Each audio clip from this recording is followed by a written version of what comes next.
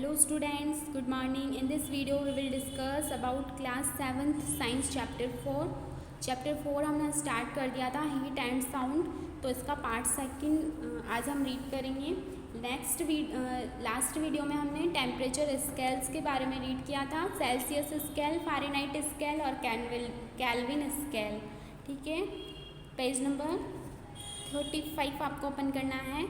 Next हमारा topic है types of thermometers. Let's start. यानी इसके अंदर हम थर्मामीटर्स के टाइप्स के बारे में रीड करेंगे। There are different types of thermometers that measure the temperatures of different things like air, our bodies, food and many other things. यानी कि थर्मोमीटर्स जो होते हैं उनको किसके लिए यूज़ लिया जाता है? मेजर द टेम्परेचर्स, यानी तापमान को मापने के लिए। ऑफ डिफरेंट थिंग्स, यानी अलग अलग वस्तुओं के टेम्परेचर को मेज़र करने के लिए हम किसका यूज़ करते हैं? थर्मामीटर को यूज़ करते हैं। जैसे एयर का टेम्परेचर, हमारी बॉडी का temperature, food and many other things. There are clinical thermometer, laboratory thermometer, Galileo thermometer and digital thermometer. यानी ये जो टाइप किसके टाइप से? ये थर्मामीटर्स के। अमंग दीज, इनमें the commonly use thermometers are clinical thermometer, laboratory thermometers and digital thermometer. यानी इन सब में से किसको ज़्यादातर यूज़ किया जाता है? कॉमनली क्लिनिकल थर्मामीटर को, लेबोरेटरी थर्मामीटर को और डिजिटल थर्मामीटर को। फर्स्टली हम रीड करेंगे क्लिनिकल थर्मामीटर, यानी जो क्लिनिक वगैरह में यूज़ किया जाता है थर्मामीटर बॉडी का टेम्परेचर मेज़र करने के लिए, तो उसके वो कैसा होता है? The thermometer use to measure human body temperature is known as the clinical thermometer. यानी ऐसा थर्मामीटर जिसको किसके लिए यूज़ करते हैं हम? ह्यूमन बॉडी के टेम्परेचर को मेज़र करने के लिए, तो उसको कौन सा थर्मामीटर बोला जाता है? Clinical thermometer. It consist of a long narrow uniform glass tube. और ये किससे मिलकर बना होता है? एक लंबी सकरी यूनिफॉर्म ग्लास ट्यूब, यानी एक जैसी एक कांच की नली होती है, लंबी सी सकरी सी, उससे बना होता है। It has a bulb at one end. और इसके एक सिर पर क्या पाया जाता है? बल्ब पाया जाता है। This bulb contain mercury. और इसमें ये जो बल्ब होता है इसमें क्या पाया जाता है? मरकरी पाया जाता है। From outside the bulb A small shining thread of mercury can be seen. और बल्ब के बाहर की तरफ हमें क्या दिखाई देता है? एक छोटा सा थ्रेड लाइक, यानी धागे के समान एक जो मरकरी होता है इसमें वो निकला हुआ रहता है, तो वो हमें वहाँ पर बल्ब के बाहर की तरफ दिखाई। यानी जो क्लिनिकल थर्मामीटर होता है वो कैसा होता है? एक ग्लास ट्यूब से, नैरो लॉन्ग ग्लास ट्यूब से बना हुआ रहता है। उसके वन एंड पर क्या पाया जाता है? बल्ब पाया जाता है, जिसमें क्या भरा हुआ रहता है? मरकरी भरा हुआ रहता है। और बल्ब के बाहर की तरफ एक स्मॉल शाइनिंग थ्रेड निकला हुआ रहता है, जो क्या किसका होता है? मरकरी से बना हुआ रहता है। Next, a clinical thermometer can measure temperature from 35 degree Celsius to 42 degree Celsius. यानी जो क्लिनिकल थर्मामीटर होता है उसमें टेम्परेचर कहाँ से कहाँ तक मेज़र किया जाता है? 35 डिग्री सेल्सियस से 42 डिग्री सेल्सियस तक का। This is due to the fact that the temperature of a human body never goes beyond these limits. क्योंकि किस वजह से ये टेम्परेचर होता है इन दोनों के बीच में? क्योंकि जो ह्यूमन बॉडी का जो टेम्परेचर होता है वो कभी भी इन लिमिट्स से ऊपर नीचे नहीं होता है। यानी human body never goes beyond these limits, यानी जो ह्यूमन बॉडी का टेम्परेचर होता है ये उससे ऊपर नीचे नहीं होता है, इसके बीच में ही रहता है हमेशा। In other words, below 35 degree centigrade Celsius और अबव 42 डिग्री सेल्सियस। यानी हम क्या कह सकते हैं कि जो 35 डिग्री सेल्सियस है उससे नीचे कभी भी नहीं होगा और 42 डिग्री सेल्सियस से कभी भी ज़्यादा नहीं होगा। क्या? ह्यूमन बॉडी का temperature. This is called the range of a clinical thermometer. और इसको क्या बोला जाता है? क्लिनिकल थर्मामीटर की रेंज, यानी परास। यानी कहाँ से कहाँ तक होता है? ये 35 से 42 डिग्री सेल्सियस तक इसकी रेंज होती है। This thermometer has a kink or slight bend just above the bulb of the thermometer. यानी इसका जो बल्ब होता है उसके जस्ट ऊपर एक किंक यानी गांठ की तरह पाई जाती है, यहाँ पे गांठ की तरह की संरचना पाई जाती है। So as to stop the mercury from coming back into the bulb after the thermometer has been removed from the contact with the body। ये जो किंक होता है, गांठ होती है, ये क्या कार्य करती है? जब भी हम किसी भी बॉडी से के कांटेक्ट से हम उसको हटा लेते हैं थर्मामीटर से, तो वो जो मरकरी का जो थ्रेड है वो नीचे नहीं गिर जाए, यानी वो पारा नीचे ना गिरे, इसकी वजह से जो वहाँ जहाँ पर स्थित है वहीं पर रहे, इसलिए यहाँ पर किंक पाया जाता है। नेक्स्ट है लेबोरेटरी थर्मामीटर। लेबोरेटरी थर्मामीटर यानी जो लेबोरेटरीज में पाया जाता है थर्मामीटर, यूज़ लिया जाता है लेबोरेटरीज में, इस तरह का होता है। A laboratory thermometer is use to measure room temperature and temperature of hot solids and liquids during experiments.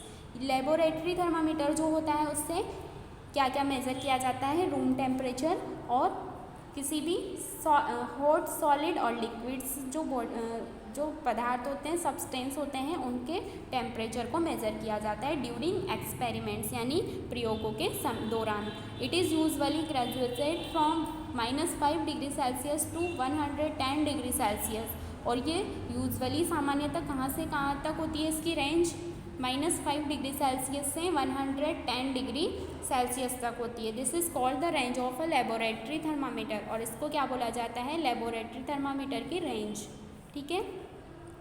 Next digital thermometer. Digital thermometer क्या होता है? नाउ-अ-डेज आजकल digital thermometers are becoming very popular. आजकल क्या हो रहा है? जो डिजिटल थर्मामीटर्स हैं वो काफ़ी पॉपुलर हो रहे हैं। The digital thermometer is an electronic device in which no glass और मरकरी इज़ यूज्ड। यानी एक ये जो डिजिटल थर्मामीटर है वो एक इलेक्ट्रॉनिक डिवाइस होता है और ना इसमें ना तो ग्लास का यूज़ किया जाता है यानी और ना ही मरकरी का। It works on tiny dry cells, it is unbreakable and safe to be used as a clinical thermometer. और ये क्या होता है? अनब्रेकेबल, यानी जो कांच वाला होता है वो उसको टूटने का डर रहता है, पर ये इसमें टूटने का डर भी नहीं होता और ये क्या रहता है? उपयोग के हिसाब से सेफ रहता है। A good quality thermometer records body temperature more accurately. और जो ये डिजिटल थर्मामीटर होता है वो बॉडी के टेम्परेचर को एकदम एक्यूरेट रिकॉर्ड करता है। Than the ordinary mercury in glass type thermometer. किसकी तुलना में? जो मरकरी वाला जो थर्मामीटर होता है उसकी तुलना में ये एक्यूरेट टेम्परेचर को रिकॉर्ड करता है। कौन? Digital thermometer. तो हमने थर्मामीटर्स कौन कौन से रीड करें? First clinical thermometer, next laboratory thermometer and digital thermometer. Next topic है हमारा heat a form of energy. Heat यानी ऊष्मा, किसके रूप में? ऊर्जा के रूप में। Heat is a form of energy, यानी हीट किसकी फॉर्म में पाई जाती है? एनर्जी के फॉर्म में पाई जाती है। Heat is use to do various activities. और हीट का यूज़ हम बहुत सारी एक्टिविटीज़ में करते हैं, such as cooking food, running a steam engine, heating water for bathing, ironing clothes and so on. जैसे कि खाना पकाने में, रनिंग अ स्टीम इंजन भाप के इंजन को चलाने में, पानी गर्म करने में और क्लॉथ्स को प्रेस करने में, आयरन करने में।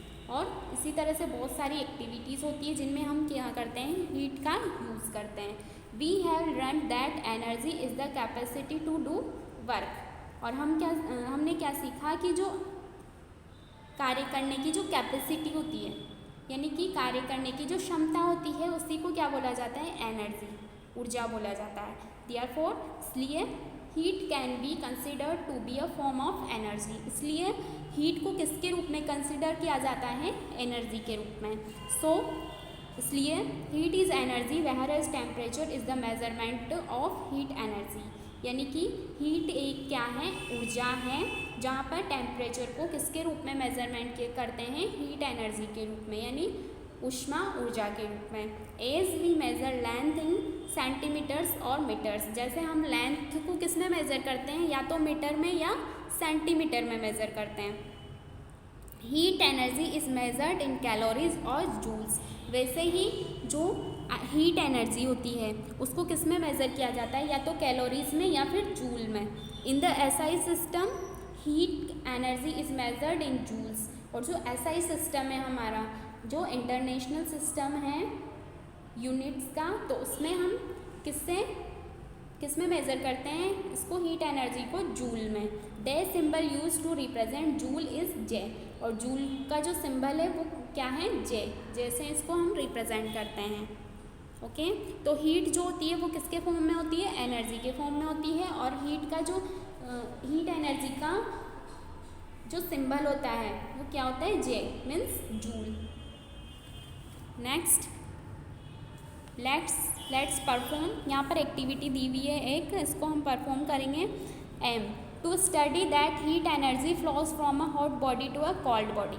यानी इस एक्सपेरिमेंट में हम क्या देखेंगे कि जो हीट एनर्जी होती है उसका फ्लो हॉट बॉडी से कोल्ड बॉडी में किस तरह से होता है। यानी एक वस्तु से दूसरी वस्तु में हीट का जो फ्लो होता है वो किस तरह से होता है। मटीरियल्स क्या क्या लेने हैं हमें, 2 ग्लासेस लेने हैं, एक कॉइन, एक सिक्का लेना है, टोंग्स यानी इसको पकड़ने के लिए एक चिमटे की तरह का जो होता है वो लेना है, hot water and cold water. यानी 2 ग्लासेस लेने हैं, एक में हॉट वाटर लेना है, दोनों में कोल्ड वाटर लेना है। मेथड क्या है, take 2 glasses and fill them to 3/4 of the capacity with cold water. यानी दोनों ग्लासेस को लेना है हमें और उनमें 3/4 यानी 3/4 तक उनको क्या भरना है, उसमें कोल्ड वाटर भर देना है। Boils water in a containers and drop a coin in the boiling water. एक कंटेनर में वाटर को क्या करना है, बॉईल करना है, और उस जो उबलता पानी है उसमें हमें क्या डालना है, कॉइन डालना है। Leave it for few minutes, और इसको कुछ मिनट्स के लिए हमें छोड़ देना है, so that the coin gets really hot, ताकि जो कॉइन है वो वास्तव में क्या हो जाए, गर्म हो जाए। Ask your teacher to use the pair of tongs to the pick up the hot coin and drop it in one of the glasses. अब टोंग्स की हेल्प से हमें यहाँ से गर्म पानी से किसको उठाना है, सिक्के को उठाना है, और कहाँ पर डालना है, 1 ग्लास में, किसी भी ग्लास में हम सिक्के को डाल देंगे। आफ्टर फ्यू मिनट्स, कुछ मिनट्स बाद, dip your fingers in the 2 glasses. तो हम दोनों ग्लासेस में अपनी फिंगर को डिप करके देखेंगे। First in the glass without the coin and then in the glass with the coin. यानी एक ग्लास वो है जिसमें कॉइन नहीं है और दूसरा है जिसमें हमने कॉइन डाला है, तो दोनों को हमें अपनी फिंगर से टच करके देखना है। ऑब्जर्वेशन, हमने क्या ऑब्जर्व किया, you will find that the water in the glass in which you drop the hot coin will be warmer. हमने क्या ऑब्जर्व किया, जो जिस ग्लास में हमने क्या डाला था, कॉइन डाला था, वो जो वाटर है वो कैसा है, वार्मर यानी गर्म हो गया है। कंक्लूजन क्या निकलता है यहाँ से, heat energy has been transferred from the hot body to the cold body. यानी जो हीट एनर्जी होती है वो कहाँ से कहाँ पर ट्रांसफ़र होती है, hot body to the cold body, यानी गर्म वस्तु से ठंडी वस्तु की ओर ट्रांसफ़र होती है। नेक्स्ट है फ्लो ऑफ हीट, यानी हीट का फ्लो किस तरह से होता है। Temperature also determines the direction of flow of heat when 2 bodies at different temperatures come in contact। यानी कि जब 2 bodies जिनका टेम्परेचर क्या होता है, डिफरेंट होता है, उनको अगर वो दोनों बॉडीज़ अगर कांटेक्ट में आती हैं तो क्या होता है कि जो उनमें जो डायरेक्शन है, हीट के फ्लो होने का जो डायरेक्शन है, उसके आधार पर हम किसको डिटरमाइन करते हैं, टेम्परेचर को यानी तापमान को। Flow of heat can be compared with the flow of water. और हम हीट के फ्लो को किससे कंपेयर कर सकते हैं, फ्लो ऑफ वाटर से, यानी जिस तरह से पानी बहता है उस तरह से हम उसको कंपेयर कर सकते हैं हीट के फ्लो को। Water always flows from a higher level to a lower level. Water हमेशा किधर से किधर की तरफ बहता है, हायर लेवल से लोअर लेवल की तरफ। In the same way heat energy always flow from a higher temperature to a lower temperature. उसी प्रकार से जो हीट एनर्जी होती है वो भी हायर टेम्परेचर से लोअर टेम्परेचर की तरफ फ्लो होती है। The flow of heat energy will continue until the 2 temperatures are equal. और हीट एनर्जी का फ्लो तब तक होता रहता है दोनों बॉडीज़ में, तब तक कि दोनों का टेम्परेचर क्या नहीं हो जाए, इक्वल नहीं हो जाए, तब तक फ्लो करेगी heat. Similarly heat can be transfer from one object to the other by 3 ways। और जो हीट होती है वो किसी भी एक ऑब्जेक्ट से दूसरे ऑब्जेक्ट में 3 तरीके से ट्रांसफ़र होती है। They are conduction, convection and radiation. कौन कौन से वे में होती है? Conduction, convection and radiation. ठीक है, यहाँ पर देखो ये कन्वेक्शन, कंडक्शन, रेडिएशन। ठीक है, इस तरह से दिखाया गया है यहाँ पर तीनों जो वे हैं, यहाँ पे 3 ways हैं उनको। Let's study these 3 modes of heat transfer in details. अब इन तीनों ये तीनों मॉड हैं किसके? ट्रांसफ़र ऑफ हीट के, तो इनको हम डिटेल में रीड करेंगे। फर्स्ट है हमारा कंडक्शन ऑफ हीट, यानी ऊष्मा का चालन किस प्रकार से होता है। कंडक्शन मीन्स होता है चालन। Transfer of heat from one particle to the adjacent particle in solid is known as conduction of heat. यानी सॉलिड में ठोस पदार्थ जो होते हैं उनमें हीट का जो ट्रांसफ़र होता है वन पार्टिकल से अदर पार्टिकल में, तो उसको क्या बोला जाता है? कंडक्शन ऑफ हीट, यानी ऊष्मा का चालन बोला जाता है। इन सॉलिड्स यानी ठोस में heat is transferred by the process of conduction, यानी सॉलिड में जो हीट का फ्लो होता है, ट्रांसफ़र होता है, वो किसके थ्रू होता है? कंडक्शन के थ्रू होता है। In this process the transfer of heat take place through adjacent molecules. और इस प्रोसेस में जो हीट जो ट्रांसफ़र होती है वो कहाँ से कहाँ पर? वन बॉडी से टू बॉडी में, टू अदर बॉडी में। फॉर एग्जाम्पल जैसे कि when a cold metal rod is placed in contact with a flame, यानी कि यहाँ पर ये जो मोमबत्ती यहाँ पर जल रही है तो इसकी जो फ्लेम है उसके कांटेक्ट में अगर हम एक कोल्ड मेटल रॉड को लाते हैं, heat flows from the flame to the metal rod, तो इससे फ्लेम से हीट कहाँ पर ट्रांसफ़र होगी?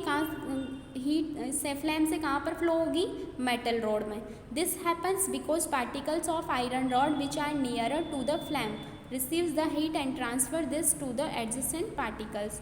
क्योंकि ये जो रॉड हैं ये इसके बहुत नियरर यानी पास में हैं, तो यहाँ पर क्या होगा?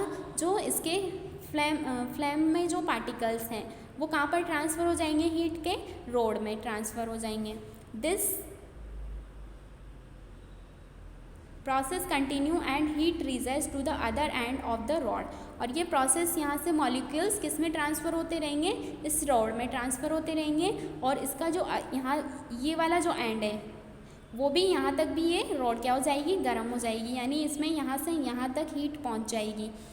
Thus heat transfer in solid take place through conduction. और जो सॉलिड होते हैं उसमें जो हीट ट्रांसफ़र होता है वो किसके थ्रू होता है? कंडक्शन के थ्रू होता है। ओके,